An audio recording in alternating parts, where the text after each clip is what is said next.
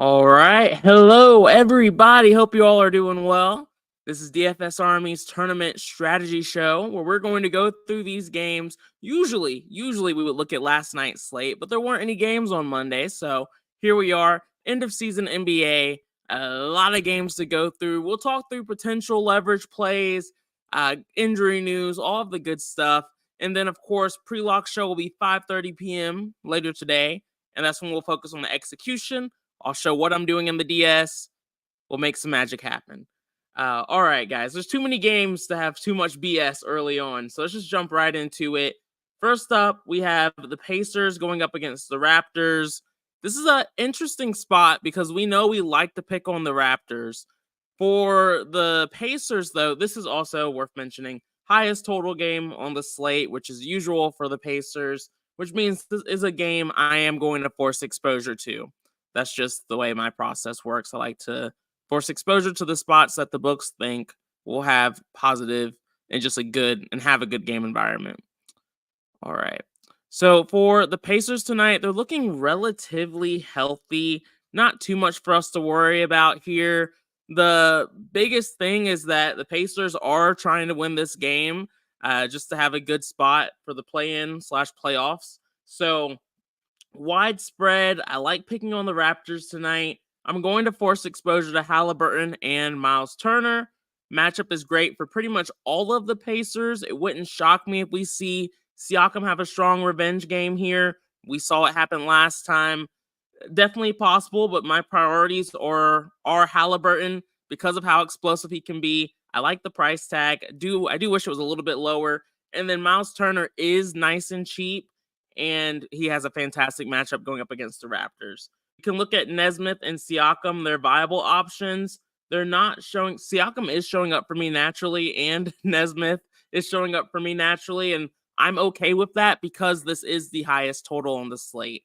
So I'm not trying to avoid these players from the Pacers, but again, if they don't show up naturally by the time we get to the pre-lock show, especially Nesmith, I'm not going to go out of my way to force him in.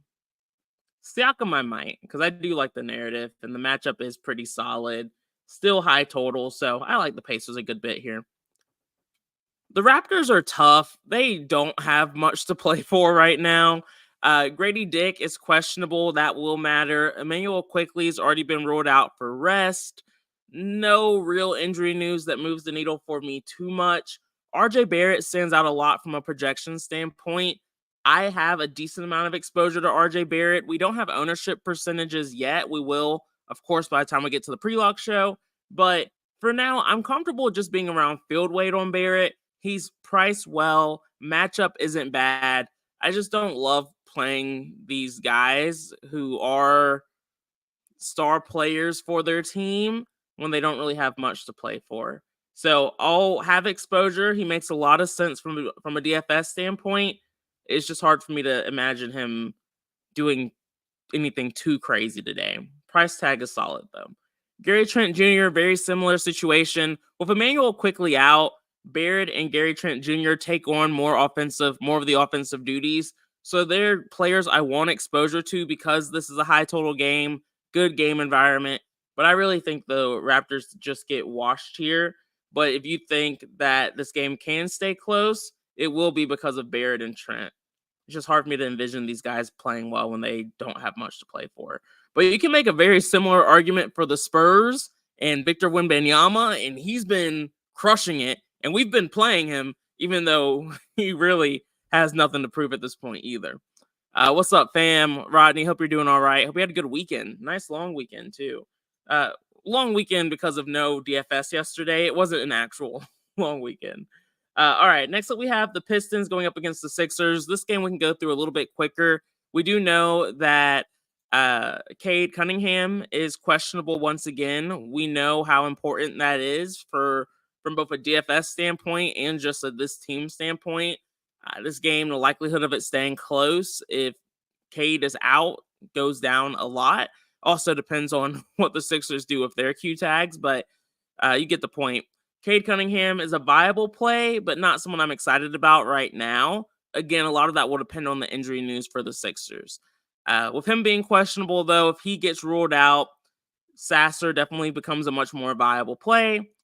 Pretty much, and then you can definitely look at Duran and Ivy become a bit more interesting in those scenarios as well. But for now, going up against the Sixers, again, the Sixers do have pretty much all of their starters listed as questionable right now. So if they all get ruled out, that's a boost to the Pistons. This is a game that they can keep competitive. But if the Sixers starters play, then I'm not looking to play any of the Pistons. All right. This is one of those spots that could dramatically impact this slate. The Sixers tonight, we have Joel Embiid listed as questionable, huge. Tyrese Maxey listed as questionable, huge. I'm not going to keep saying that. Tobias Harris is questionable, really big deal. Kyle Lowry is questionable, and DeAnthony Melton's questionable to return from being out for a little while now. Melton, I'm not overly concerned about. That feels like more of a playoff scenario where they're just trying to get him into shape to play more for the playoffs. But obviously, if Embiid, Maxey, Harris, Lowry, even if just 2 out of those 3 players end up getting ruled out, we're playing a crap ton of Sixers tonight. And we don't need to overthink it because the matchup against the Pistons is that soft. So if everyone plays, ideally Embiid and Maxey won't be too chalky, and I'm okay with a little bit of exposure here. But if we get some injuries here, or if some guys choose to sit out, I'm taking some shots. All right. Next up, we have the Mavericks going up against the Hornets. This is another interesting spot on the slate where we have a good team going up against a god awful team in the Hornets, who are just really bad, very bad team. Mavericks are relatively healthy. We have Maxi Kleber listed as questionable. Josh Green is doubtful. No real injury news that matters for me here. 2 things that I like: Luka Doncic in pretty much every matchup possible, and Daniel Gafford in one of the softest matchups possible. Daniel Gafford is the only person I'm willing to confirm I'll definitely have exposure to on this slate. Luka Doncic is someone that I would like to at least match the field on if I can. So he's someone that he's a viable pay up option. He's just really freaking expensive at 12,700, and it's going to take a lot for him to pay off that price tag. We do have a decent amount of value on this slate, so we're not really struggling to pay up, but it still has been pretty hard for me to fit him into lines, and he isn't showing up naturally. Ideally, he's only going to be, I have no idea what his ownership's going to be. So these are really just rough estimate numbers. Ideally, he would be close to like 0 to 4 or 5% owned, and then we can just have 4% Luka, and that's enough. But it's not taking up too much of our exposures. But he's just not someone you have to have tonight. Good morning, Michael Ortiz. Hope you're doing all right, man. Hope life is treating you well. So long story short, Gafford, I will definitely have exposure to no matter what his ownership is. I love the matchup against the Hornets, and his price tag's gone down a little bit. And then Luka, ideally, I'll just be around field weight, but that won't be much. Ideally. Okay, and then the Hornets, god-awful team, going up against the Pacers or going up against the Mavericks. Just a pretty neutral matchup here. Bridges did stand out a little bit for me in the sim model. I am tired of playing these Hornets, though, so I'm not planning on forcing exposure there. Again, the matchup's just pretty neutral. Game total's not bad. Spread is pretty wide, though. Brandon Miller's another guy that you can look at with similar upside to a guy like Miles Bridges. But again, these Hornets have just looked really bad here lately. Don't have a lot to play for. Not a team I'm trying to force exposure to unless there's a lot of value there. Michigan, very similar situation to Miller and Bridges. Grant Williams is the only guy who stood out for me in both the sim model, and I'm comfortable with the matchup against the Mavericks. I like playing bigs against them, and there's a bit of a revenge narrative there going too. So when the projection, sim model matchup, and there's a narrative there, can pretty much guarantee I'm going to play Grant Williams in a spot like this. And he is showing up close to being a core play for me. That will change pretty dramatically. We have a lot more news that we'll get as we go throughout the day. But for now, I'm very comfortable having that much Grant Williams. Rodney said, I think Luka will be hard to play due to the fact that Kyrie has been aggressive lately. Kyrie's been awesome lately, man. He's been able to chill out the last few games. But to be honest with you, I agree. I don't think Luka's a necessity by any means. He's someone that for me, especially when I MME, which I'm planning on doing today, I just like to have a little bit of exposure to just in case he does go off. But he is very, very far from a focal point for the reasons you mentioned and also just his price tag. He'd have to be Superman today, which in this matchup isn't impossible. There's just a lot of games. It's not a small slate. All right, for the Heat going up against the Hawks. The Heat are a team, or the Hawks are a team I like to pick on, typically. The tough thing about the Miami Heat tonight is that they are relatively healthy. Terry Rozier is questionable. Bam Adebayo is probable. Jovic probable. Kevin Love probable. Orlando probable. Duncan Robinson is out, which makes things and keeps things a little bit interesting because Tyler Hero has returned. He hasn't made the starting lineup yet, but I think a lot of people are expecting with Duncan Robinson out, Tyler Hero will probably move back into the starting lineup, which would get a little bit more. Hero would become a little bit more viable of a play for me if Terry Rozier does get ruled out. The Heat do have things to play for, so just like seeding and things of that sort. So Hero would be viable for me, but extremely risky still if Terry Rozier gets ruled out. Jimmy Butler isn't standing out for me too much, but Bam Adebayo, I love the matchup against the Hawks and Capella. Easy team to pick on here. And I like his price tag as well. So Bam Adebayo is really the main guy I'm looking to prioritize because the sim model liked him, because of the matchup, and I like his price tag. But the other pieces from the Heat, I'm kind of going to wait and see what happens with Terry before I really make a call there. Especially Hero. I think he could be a little bit super sneaky. Even if Rozier gets ruled out, I think people are still going to be a little scared to play him. Because he didn't look bad. He didn't look bad when he came off the bench in that last game against the Pacers. He was able to score a decent bit and didn't look rusty, which was nice to see. Anyway, other side of this game, we have the Hawks going up against the Heat. For the Hawks, relatively healthy. It does look like Trae Young's going to be coming back sooner rather than later, but the Hawks basically know they're going to be in the play-in tournament, so there's not too much pressure for them at this point in time, but I'm sure they're happy that Trae Young should be coming back sooner rather than later. From a DFS standpoint, Jalen Johnson was really the only player that stood out for me. Mostly a sim model play. You all know I don't love the pick on the Heat, even though they haven't been the shutdown defense this season. But the sim model has him at a 5% chance of hitting 8x tonight, which is higher than pretty much all of the other players in their price range besides Naz Reid, who I don't love on this slate. But Jalen Johnson is someone that I do want to prioritize. He's been really good lately too, so makes me feel a little bit better about it. And his price tag hasn't moved much either, which I'm not going to be mad about, but does feel a little weird. So he's the only priority I have at this point in time. For the Celtics tonight, these guys are going up against the Bucks. Again, slightly tougher matchup than it was earlier this season. When it comes to who will be playing for the Celtics, the only real piece of concern we have around injury news is Kristaps Porzingis. If Porzingis is currently ruled out or listed as questionable, if he gets ruled out, you would assume Al Horford would move in that starting lineup. Al Horford, a little bit of a tongue twister. Al Horford is also listed as questionable, so we could actually have some extreme value here in Luke Cornett or Xavier Tillman if both Porzingis and Horford get ruled out. So that's something to look out for. But as of right now, the Celtics aren't really standing out for me. This looks like it's going to be a better game on TV than it is from a DFS perspective. Just because I think the pricing's fair. Matchup doesn't stand out too much for me. Sim model didn't really like any of these guys too much.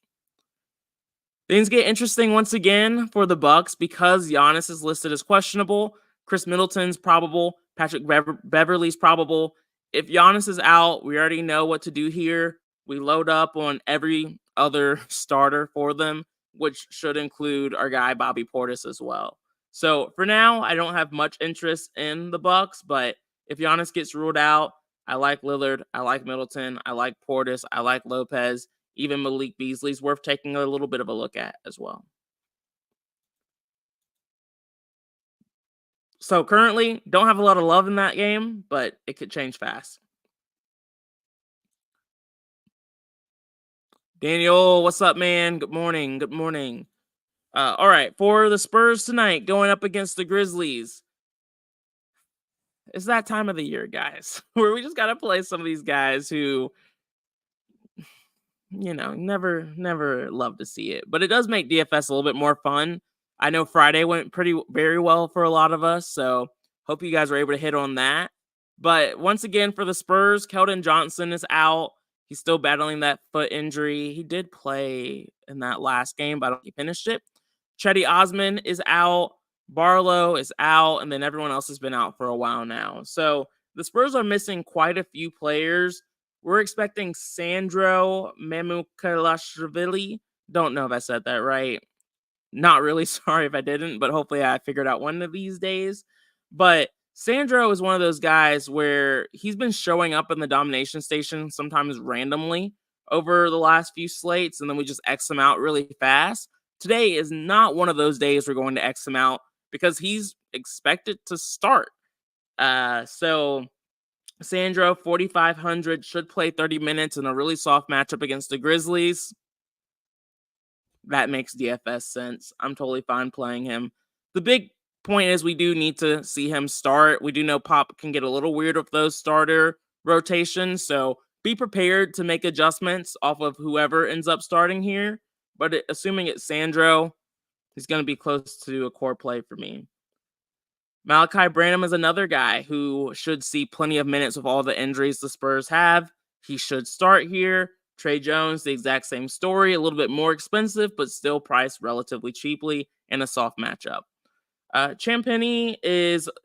Champagny is a little bit less interesting to me. Just not a very high usage player, pretty low points per minute player.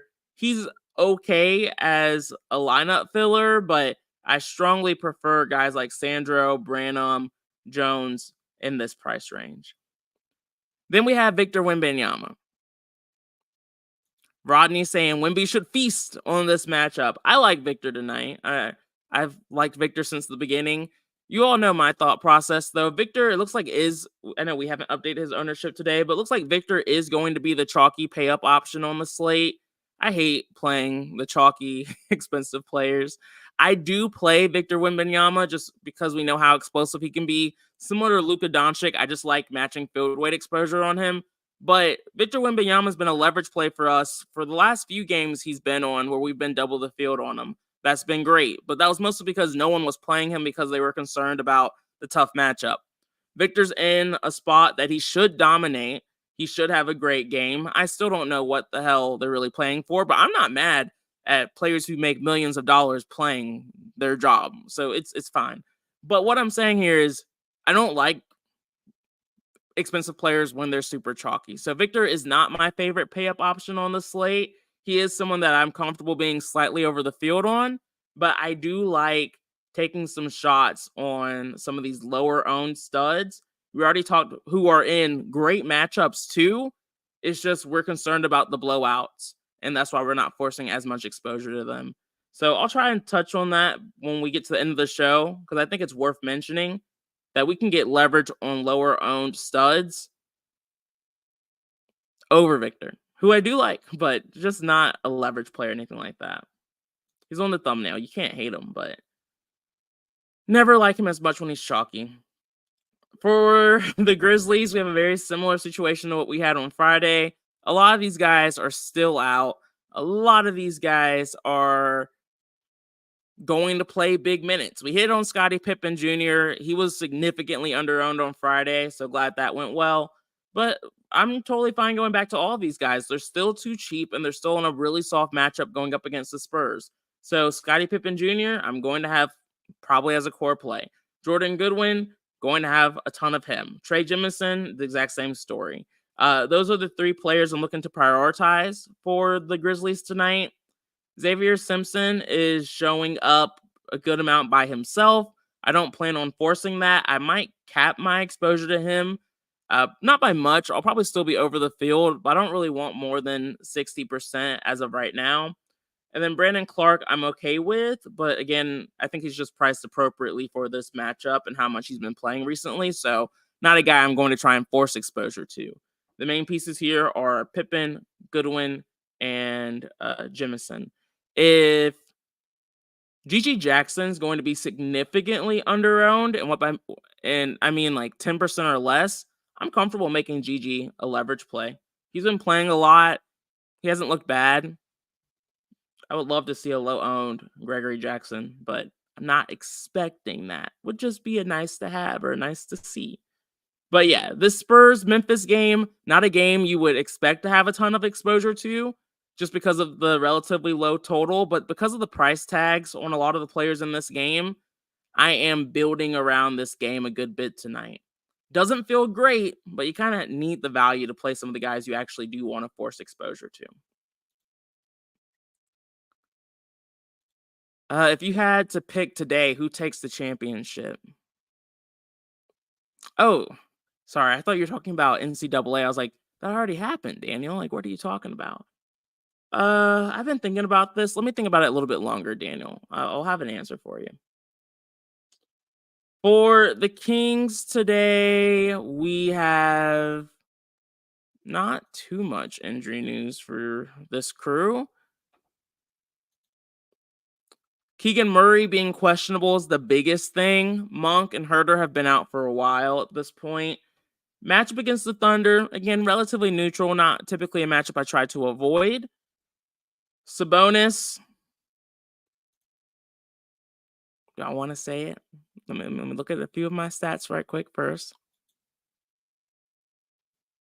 I don't know where ownership's going to be yet. And so it makes it a little bit tougher for me to like really confirm that Sabonis will be a leverage play for me. But I really like the play of instead of playing Chalky Victor, you play Sabonis. I know that Chet has improved from a defensive standpoint here over the last few games, but they're still giving up the 8th most fantasy points to post bigs, or technically it's a versatile big in the NBA. They're giving up a ton of points. Sabonis has been that guy this season. I'm looking to make him a priority for myself on this slate. Next up, we have Keegan Murray as someone else that I'm looking to make sure I'm over the field on.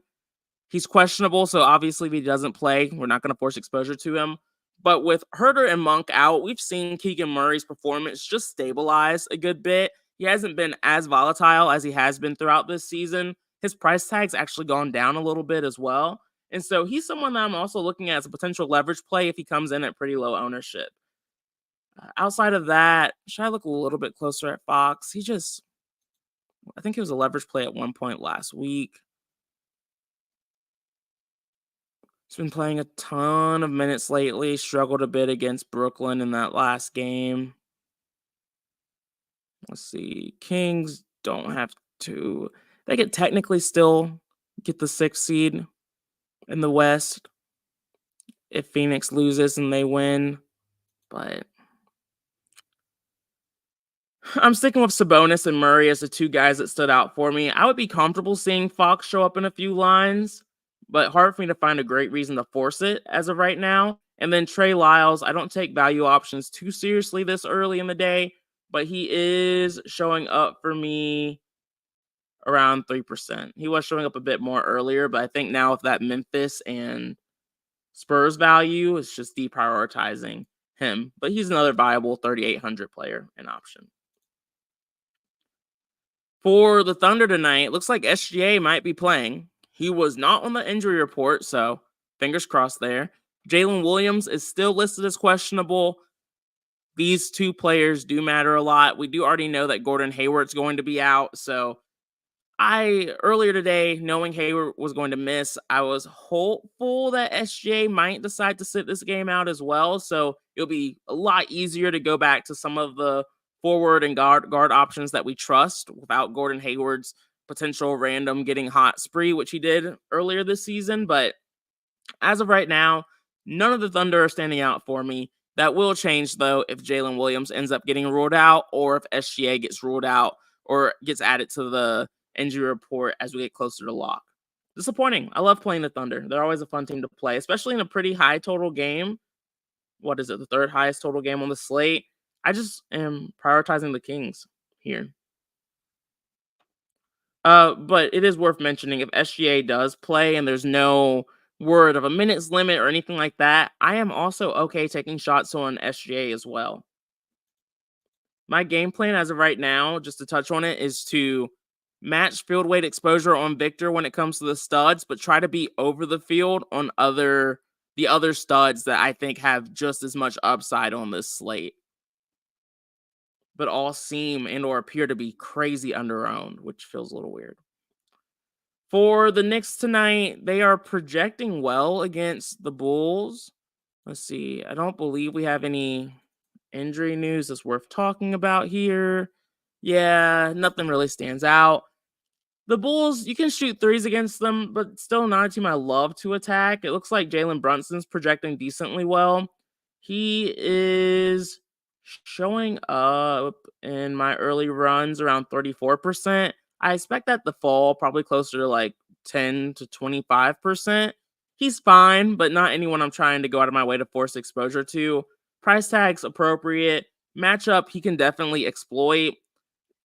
They're fighting. They definitely have things to fight for at this point in the season, especially when it comes to seeding.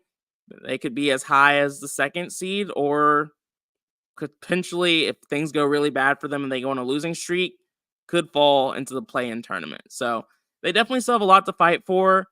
Worth having exposure to Jalen Brunson, but no one stood out enough for me, whether it be in the sim model, matchups, or just personal knowledge that made these guys feel like necessities for me on this slate. But I'm always happy to trust the DS in spots like this. Bulls, we haven't played in a while. We do have Alex Caruso and AO listed as questionable. If they get ruled out, some of the guards could make a little bit more sense and become more viable. But ultimately, I really don't expect that news to move the needle for me too much on this slate. For the Wizards going up against the Timberwolves, tough matchup here for the Wizards tonight. They're playing for pride at this point. Let's see, what do we have from an injury news perspective? Kyle Kuzma is questionable. Rashawn Holmes is questionable. Tristan Vukcevic, who's been one of our favorite starters here recently, questionable. Anthony Gill, questionable. Johnny Davis, questionable. Yeah, end of season NBA, guys. Jordan Poole could definitely become a viable option. If Kuzma gets ruled out, similar situation with Denny Avdia. I think I would prefer Denny Avdia here, just because he is a bit more shot dependent, and it's going to be hard for Poole to score in the paint on the Timberwolves tonight. It would be a bit easier for Avdia to shoot the three, but that's just some narrative game planning I have going on there. Ideally, Kuzma plays, and I just don't have to worry about the Wizards too much tonight. If Rashawn Holmes misses this game, and if one of Vukcevic and or Gill end up missing this game tonight, we'll have a value option at center, but I can't tell you who it will be off the top of my head. Let me see. Marvin Bagley's out. Yeah, I'll be curious. I mean, especially if Kuzma's out too and they don't want to play him at the 5, I have no idea what they would do there. Something to keep an eye out for. For the Timberwolves, Cat's still out. No new news here, but they do have an extremely soft matchup going up against the Wizards. They are not giving us a discount on Anthony Edwards, which is a huge buzzkill. At 9,500, he's a viable play. Like, I don't think it's bad to play him. I would just prefer guys like Tyrese Halliburton, even De'Aaron Fox, could even go up. Sabonis, Victor. I just prefer all of those guys over Anthony Edwards. But I don't hate Anthony Edwards. I'll be okay with him showing up a little bit. He's just at the bottom of my totem pool. And let me go ahead and put a like on De'Aaron Fox. I don't want to forget about him. I really like the Kings today.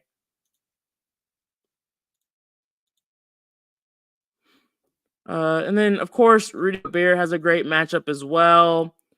Naz Reid is popping in the sim model. Am I missing something on Naz Reid? Let me look at him a little bit closer. Timberwolves, Naz Reid, 7,300. Great matchup here.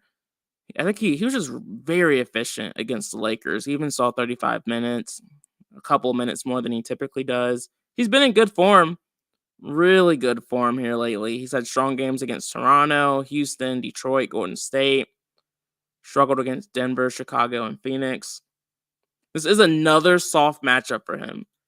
Does Naz Reid show up by himself at all? Yeah, no. Not as of right now. Outside of Anthony Edwards, he shows up a little bit. He's the only one who's showing up by himself. Rudy, that like might make him show up a little bit more.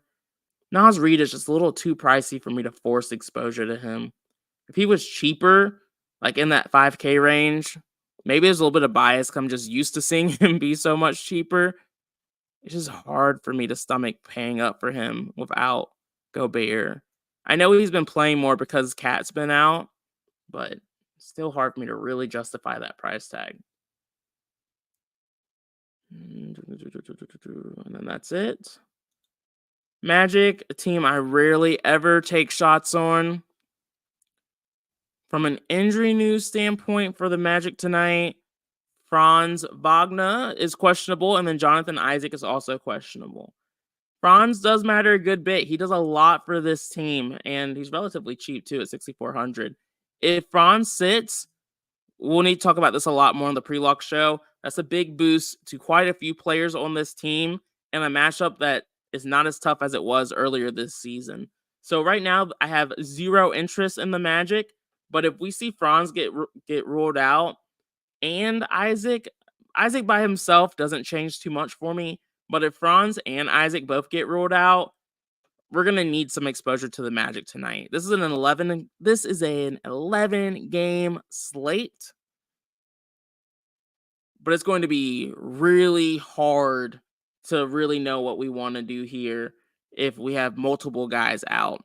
Ronnie said Washington has been playing Vucevic at the 5 lately. Yeah, I know. Who is it? Where is he? Is he in exclusions? Yeah, Vucevic. He's questionable though, and so if he misses this game, and if Holmes misses and Gill misses, all three, I highly doubt all three are going to miss this game. But if all three miss this game, who knows? And Kuzma, who knows what they'll do? Who knows? So yeah, that's another one we'll have to watch out for. Sadly, those are one of the later games, so I might just have to make an educated guess on that situation. For the Rockets tonight, going up against the Magic, we don't have a ton of injury news. Tate's out.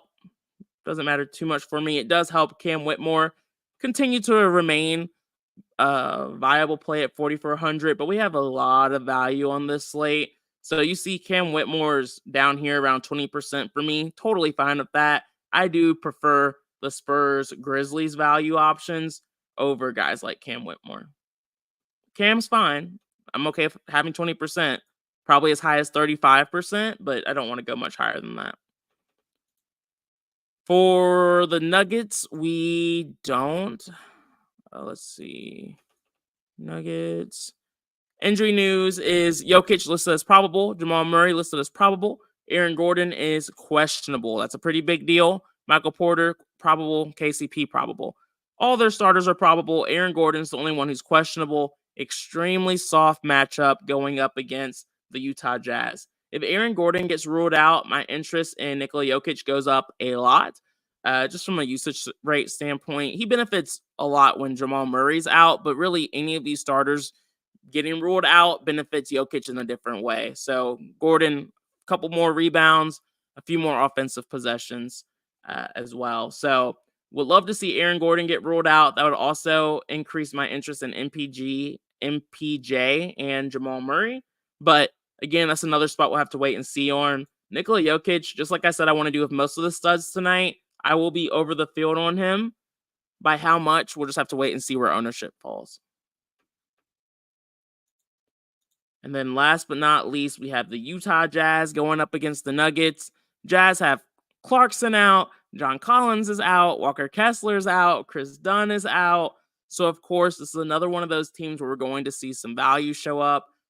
Omer Gitselman is one of the main center value options we have on this slate at 4,600. Don't love the matchup against Jokic, but I'm okay with it because he's 4,600. I'm interested in seeing how chalky he is, like where his ownership will fall. He's not showing up for me too much yet, but it wouldn't shock me if my exposure to him goes up as we continue to get closer to lock. Darius Bazley, someone who we expect to see come off the bench.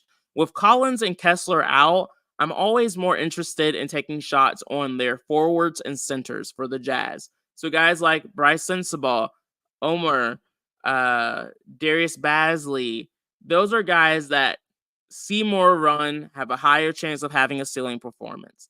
The matchup itself, I still don't love, so I'm not trying to go out of my way to force exposure to these guys, but I'm okay with them showing up a little bit.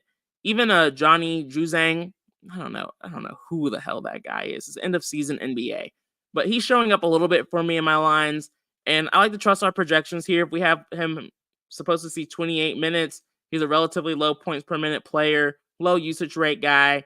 Not someone I'm trying to force exposure to, but I get why he's showing up because of all the guys they have out, and he's only 3,800. So I don't like to take value pieces too seriously this early. So much can change, but we'll see. We'll see. All in all, though, for an 11-game slate, it's an interesting one. Usually 11 gamers are a little crazy, but it's crazy because there's so many great high expensive options we have on the slate. Today it's a little wild because we just have a lot of value and we're probably going to get a lot more as we go throughout the slate. So we'll break it all down. Pre-lock show will be at 5:30 p.m. Eastern. Again, that will be where I show my true mins and max changes that I make, and we'll talk about leverage plays and really just talk through how everyone's feeling about the slate. So I'll see you all at 5:30 p.m. Eastern time today. This is only for VIP members, DFS Army VIP members. If you're interested in doing that, the link is in the description. Promo code BOB if you want a 10% discount for that. If not, I'll see you all tomorrow. This is the last week of the show, or we might do the first round of the playoffs. We'll see. But we're getting close to the end, guys. So let's keep it up. Have a good one. Talk to y'all later.